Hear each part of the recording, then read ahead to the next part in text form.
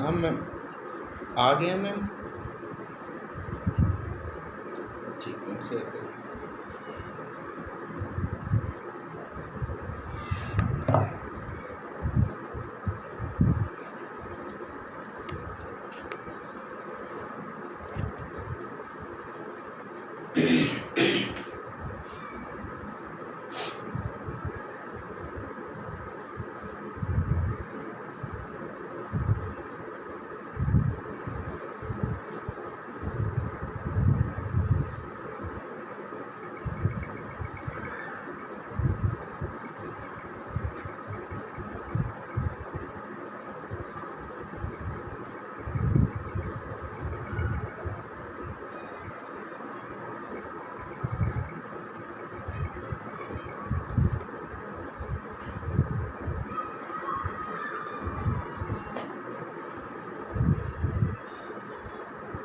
Good evening student. Hemant Singh, good evening.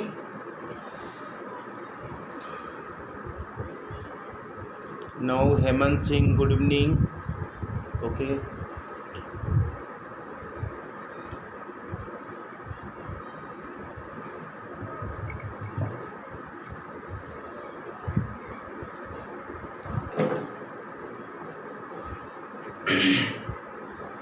Good evening student. आज हम discuss करेंगे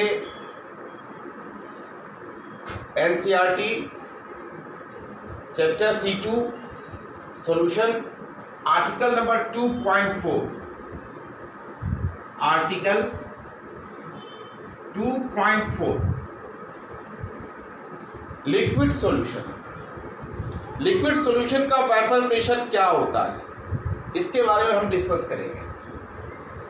आर्टिकल 2.4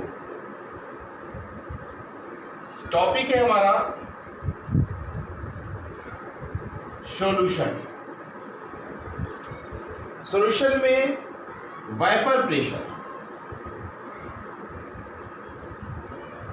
वेपर प्रेशर हम डिस्कस करेंगे। वीपी, ये वेपर प्रेशर क्या होता है। आपको पता है दो तरह की सब्सटेंसेस होती हैं, एक वोलाटाइल और second non volatile. Volatile substances जो वेपर का फॉर्मेशन करती हैं, हीट करने पे इवेपोरेट हो जाए। नॉन वोलाटाइल जो ऐसी सब्सटेंसेस जिसको हीट करने पे वेपोराइज ना हो, उसे हम नॉन वोलाटाइल सॉल्यूशन सब्सटेंस कहते हैं। अब जो वेपर प्रेशर बना रहा है, मीन्स उसका वेपोराइजेशन हो रहा है, तभी वो प्रेशर का फॉर्मेशन कर रहा है। मीन्स वो गैसेस स्टेट में आ रहा है और अपने क्लोज्ड कंटेनर में प्रेशर एक्सर्ट कर रहा है, उसको हम कहेंगे vapour pressure. After vaporisation of any solution,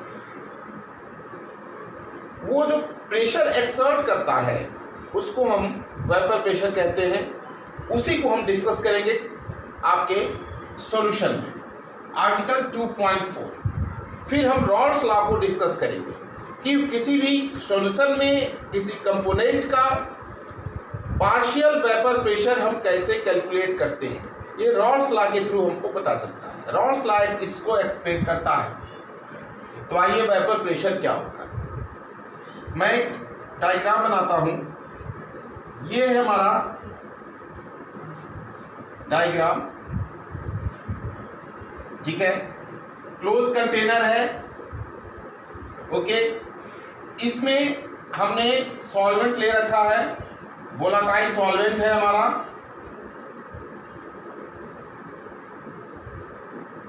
ये हमारा वोलाटाइल सॉल्वेंट है, क्लियर।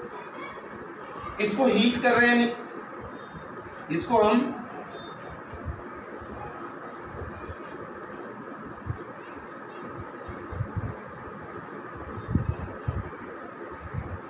हीट करते हैं। इसको हीट करने पे वोलाटाइल सब्सटेंस है, इसको हीट कर रहे हैं। हीट करने पे होता क्या है, कि वेपोराइजेशन एक सरफेस फिनोमेना है।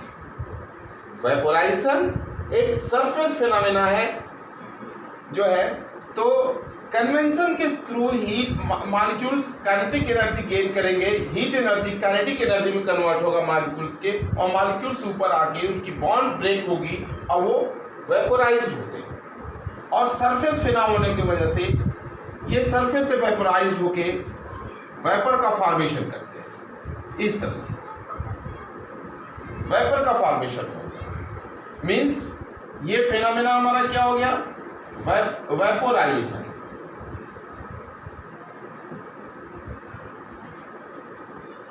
वेपोराइजेशन हीट हमारा इंक्रीज कर रहा है, हम इसको हीट कर रहे हैं, इंक्रीज कर रहा है। वेपोराइजेशन फिनोमेना हमारा परफॉर्म हो रहा है। या जो ऊपर का हमारा जो टेम्परेचर है, यूनिवर्स का जो टेम्परेचर है हमारा, वो कांस्टेंट है।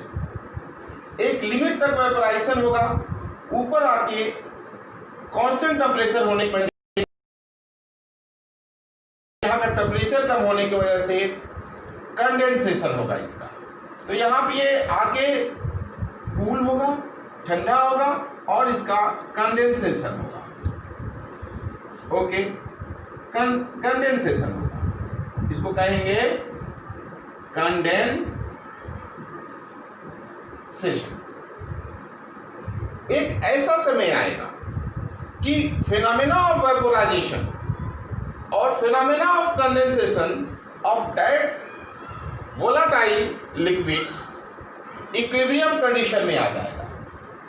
It will comes in a equilibrium condition.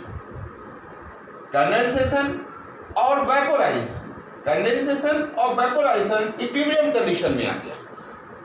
Equilibrium condition में आने के बाद हीट हमारा इंक्रीज होता जा रहा है, लेकिन यहाँ का हीट जो है हमारा कांस्टेंट है। सीधा बनाया कांस्टेंट है, एरो यहाँ पे ऊपर बनाया हीट इंक्रीज कर रहा है, ये हीट इंक्रीज कर रहा है, यहाँ पे हीट कांस्टेंट है ऊपर का।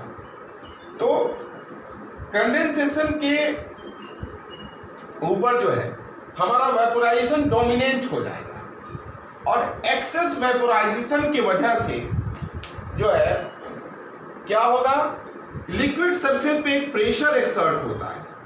लिक्विड सरफेस पे एक प्रेशर एक्सर्ट होता है, इसी को कहते हैं हम वेपर प्रेशर, वीपी। इसी को हम क्या कहते हैं, vapour pressure. Means vapour pressure क्या होता है, when vaporisation and condensation occur simultaneously, then at equilibrium excess vapor exert a pressure on a liquid surface are known as vapor pressure. Any doubt? Means जब vaporisation हो रहा हो, condensation हो रहा हो, और वेपोराइजेशन और कंडेंसेशन जब इक्विलिब्रियम कंडीशन में आ जाए, तो एक्सेस वेपोराइजेशन की वजह से लिक्विड सरफेस पे जो प्रेशर एक्सर्ट किया जाता है उसको हम क्या कहते हैं, वेपर प्रेशर कहते हैं। क्लियर? Note down. ठीक है, अब आइए हम आपको डिस्कस करेंगे प्योर वेपर प्रेशर क्या होता है और पार्शियल वेपर प्रेशर क्या होता है। ठीक है, इसको मैं साफ करता हूँ। नोट कर लिया आपने?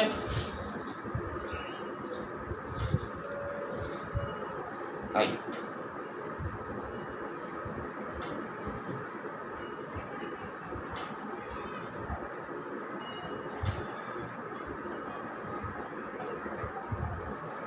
किसी भी सब्सटेंस का प्योर फॉर्म हम ले लें, कांस्टेंट टेम्परेचर पर प्योर फॉर्म ले लें, सॉल्वेंट ले लें वोलाटाइल या सोल्यूट ले लें वोलाटाइल, दोनों वोलाटाइल होनी चाहिए। वेपोराइजेशन होगा, हीट करेंगे, वेपोराइजेशन हीट इंक्रीज हो रही है, एरो ऊपर बना दिया, वेपोराइजेशन होगा, फिर कंडेंसेशन होगा। ठीक है, तो कंडेंसेशन होगा, इसमें इसके टोटल नंबर ऑफ मोल्स हमारा N है, यदि ये सॉल्वेंट है तो Na है, और इसका जो प्रेशर होगा वो P नॉट A होगा। P नॉट A का मतलब प्योर सॉल्वेंट है, तो प्योर सॉल्वेंट का जो प्रेशर होगा वो P नॉट A होगा। क्लियर? तो वेपोराइजेशन हुआ हमारा। वेपोराइजेशन होने के बाद इसका जो वेपर प्रेशर लिक्विड सरफेस पे होगा, हमारा लिक्विड सरफेस पे जो वेपर प्रेशर लग रहा है वो इसका प्योर वेपर प्रेशर कहलाएगा। मीन्स ये इसका वेपर प्रेशर है, और कौन सा है? P नॉट A है, प्योर वेपर प्रेशर। इसमें हमने सोल्यूट डिसॉल्व कर दिया। ये हमारा सॉल्वेंट है Na, इसमें हमने सोल्यूट डिसॉल्व किया Na, या इसको आप N1 भी कह सकते हैं अकॉर्डिंग टू NCERT। ठीक है, ये हमने ले लिया सॉल्वेंट। इसका भी वेपर प्रेशर होगा, हीट करेंगे, वेपराइज्ड होगा। इसको हीट कर रहे हैं और इसका भी कंडेंसेशन होगा, नीचे आएगा, कूल हो करके, ठंडा हो करके कंडेंसेशन होगा। इस एक्सेस वेपर प्रेशर की वजह से जो इसके लिक्विड सरफेस पे प्रेशर लगाया गया वो इसका वेपर प्रेशर होगा। इसका जो वेपर प्रेशर होगा वो क्या होगा? P not B, pure vapour pressure. और ये P नॉट B, और इसमें टोटल नंबर ऑफ मोल्स क्या है? NB, number of moles of solute. ठीक है, तो ये इसका P नॉट B होगा। दोनों का ये प्योर वेपर प्रेशर होगा। लेकिन इनको हम मिक्स कर दें, सॉल्यूशन बना दें, तो सॉल्यूशन बनाने पे ये दोनों मिक्स हो जाएंगे, और उस समय सॉल्वेंट भी होगा इसमें, चूंकि मिक्सचर है, रिएक्ट नहीं करेगा, ये मिक्सचर फॉर्म में होगा। सॉल्यूशन है, रिएक्ट नहीं करेगा, ये मिक्सचर फॉर्म में होगा, होमोजीनियस मिक्सचर। और सॉल्वेंट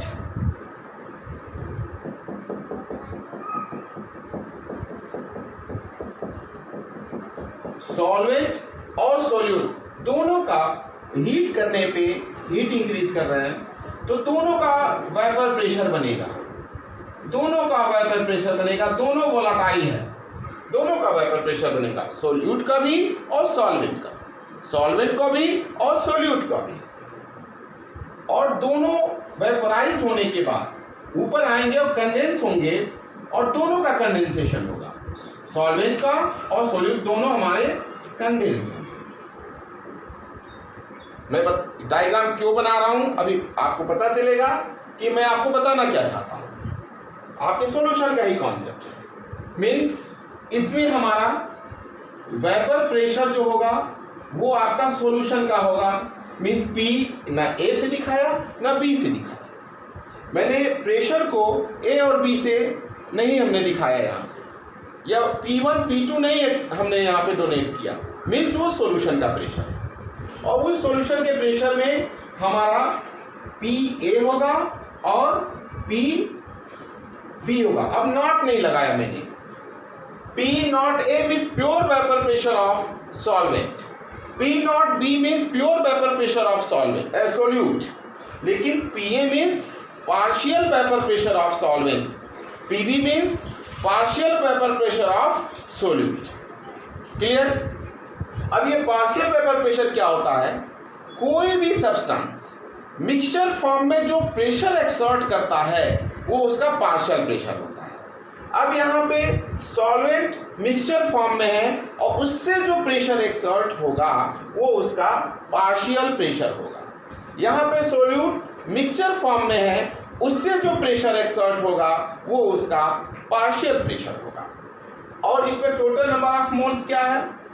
Na भी है और Nb भी है, तो total number of moles solution का कितना होगा? NS, या N को किसी सिंबल से नहीं दिखा रहे तो क्या होगा? Na plus Nb। और सॉल्यूशन का टोटल प्रेशर क्या होगा? Partial pressure of A plus partial pressure of B, ये होगा। ये नोट करने वाला पॉइंट है, इसको आप देख लीजिए। चलिए इसको बनाइए। Clear student?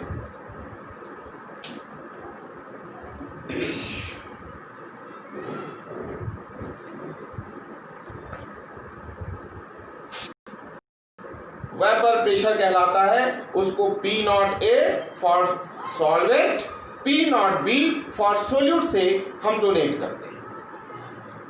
किसी भी सॉल्यूशन में का जो प्रेशर होता है और उसमें कंपोनेंट दोनों वोलाटाइल हों तो उस कंपोनेंट के दोनों कंपोनेंट के जो पार्शियल प्रेशर का सम होगा वो total pressure of the solution होता है। Means P equal to partial pressure of solvent plus partial pressure of solute, PA plus PB equal to P of solution.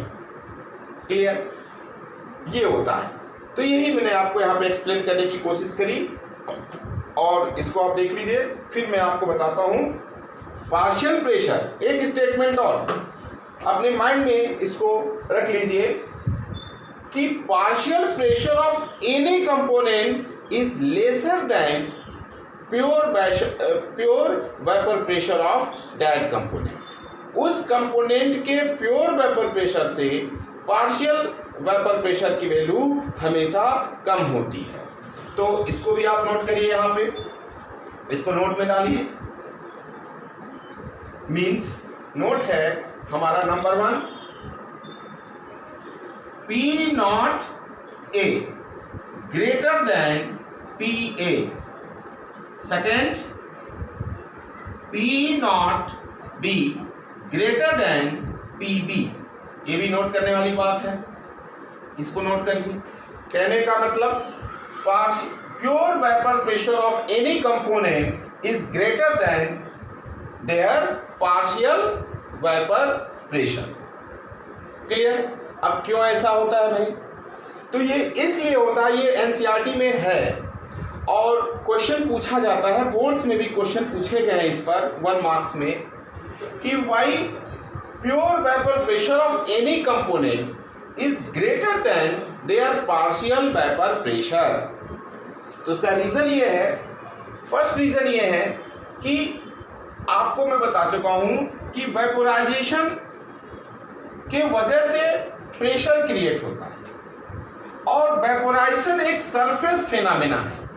Surface area जितना ज़्यादा होगा उतना ज़्यादा वेपोराइजेशन होगा, वेपोराइजेशन ज़्यादा होगा तो आपका पार्शियल प्रेशर भी ज़्यादा होगा। अब जो प्योर वेपर प्रेशर में सोल्यूट कंपोनेंट्स का, सोल्यूट का या सॉल्वेंट का सरफेस एरिया मैक्सिमम होता है, इसलिए उसका वेपोराइजेशन ग्रेटर होता है और वेपोराइजेशन ग्रेटर होता है तो उसका वेपर प्रेशर भी ग्रेटर होता है। एक बात, लेकिन in case of their mixture form में सोल्यूट या सॉल्वेंट कंपोनेंट का जो सरफेस एरिया होता है वो कम हो जाता है, डिस्ट्रीब्यूट हो जाता है। उस सरफेस एरिया में से कुछ सॉल्वेंट का हो जाता है, कुछ सोल्यूट का हो जाता है। सरफेस एरिया कम होने की वजह से वेपोराइजेशन उसके प्योर फॉर्म के कंपेयर में कम होता है और उसका जो वेपर प्रेशर होगा वो कम हो जाता है। इसलिए मिक्सर फॉर्म में उसका पार्शियल प्रेशर हमेशा उसके प्योर फॉर्म के पार्शियल प्रेशर से कम होता है। एक बात तो ये हो गई। सेकेंडली, प्योर फॉर्म में उनके बीच में कोई इंटर मॉलिक्यूलर अट्रैक्शन फोर्स नहीं होता, एडहेसिव फोर्स नहीं होता, जिसको ब्रेक करने के लिए हमें एक्स्ट्रा एनर्जी की ज़रूरत नहीं होती प्योर फॉर्म में। तो वेपोराइजेशन हमारा ज़्यादा होता है। वेपोराइजेशन ज़्यादा होता है तो हमारा पार्शियल प्रेशर, हमारा प्योर वेपर प्रेशर भी ग्रेटर होता है। लेकिन in case of mixture form, दो मॉलिक्यूल्स, दो कंपोनेंट्स के बीच में इंटर मॉलिक्यूलर अट्रैक्शन फोर्स होता है, को एडहेसिव फोर्स होता है, जिसको ब्रेक करने के लिए हमें एक्स्ट्रा एनर्जी की ज़रूरत पड़ती है, तो हमारा वेपोराइजेशन डिक्रीज कर जाता है, तो उसका पार्शियल प्रेशर भी हमारा कम हो जाता है in compare of their pure vapour pressure या प्योर फॉर्म। Any doubt? तो दो बातें, why pure vapor pressure of any component is greater than their partial vapor pressure. तो number 1, due to intermolecular attraction force of two components in their mixture form, एक बात। दूसरी बात, due to decrease in surface area in their mixture form in compare of their pure form। ये दो आपके इस पे कीवर्ड्स होंगे जिसको आपको नोट करना चाहिए, और आप इसको बाय द क्वेश्चन आता है तो इन्हीं दो कीवर्ड्स का यूज करेंगे। एक्सर्टेड में आपको प्रॉब्लम ना हो।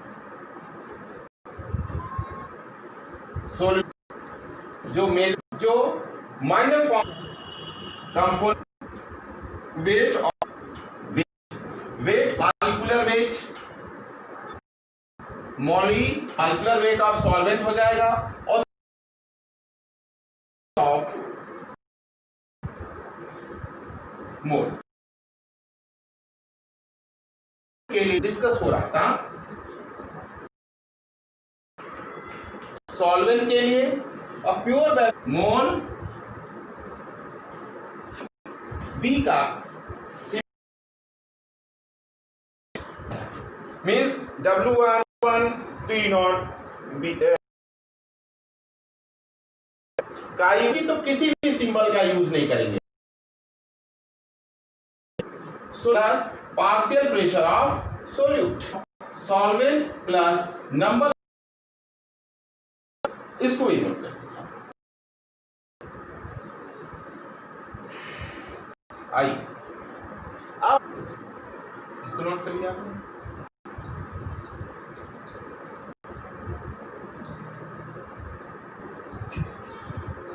मैं आपसे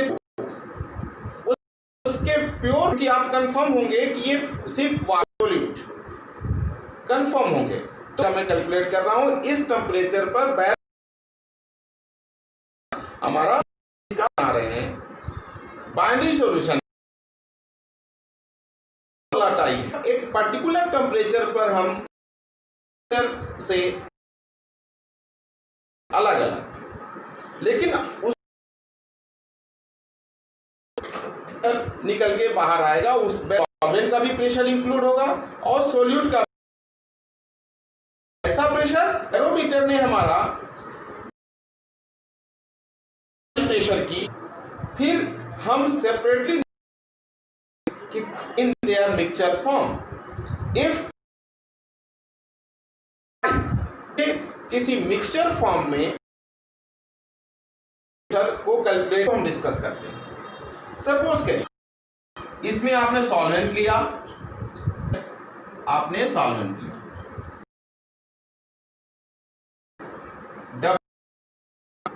कैलकुलेट करके उसमें डिसॉल्व कर सकते हैं, कौन सा सॉल्व भी निकाल सकते हैं ए। तो अब हम बात करें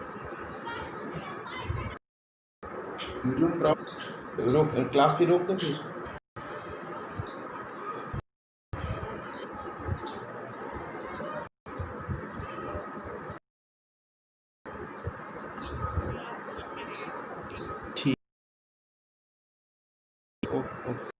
ठीक है, तो मैंने मॉलिक्यूलर वेट मुझे पता है, number of moles of solvent upon total number of W B gram of will be NB M कर दीजिएगा।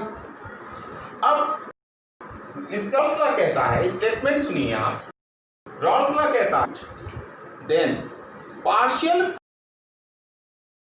इज डायरेक्शन, उसके मोल फ्रैक्शन की डेफिनेशन ये दिया हुआ है, लेकिन जो at mole fraction constant temperature when a solution of their pure vapor pressure gram amount of solute in that solar weight, what will be their respect here। तो Rawls law कहता है नॉट नहीं लगाया, नॉट लगाएंगे तो pure vapour PV B सभी components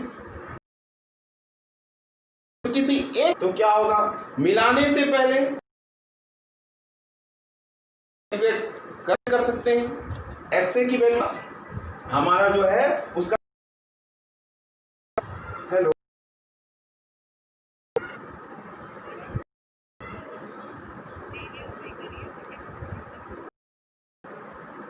यहाँ